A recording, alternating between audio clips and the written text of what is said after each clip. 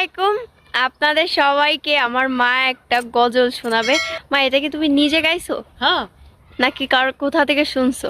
না, নিজে না। আচ্ছা, একটু করো, সবাই শুনুক। বলো।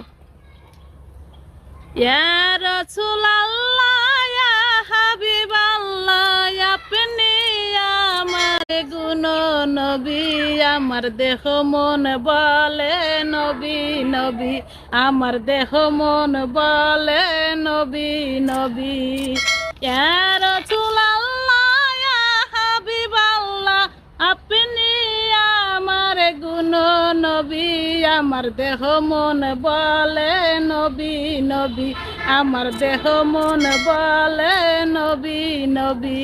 মাশাআল্লাহ, কত সুন্দর করে গাইছে দেখছেন। আমার মা কিন্তু একা একাই এটা শিখছে, কিন্তু কোথা থেকে শোনে নাই বা দেখে নাই। সবাই দোয়া করবেন আমার বাবা মার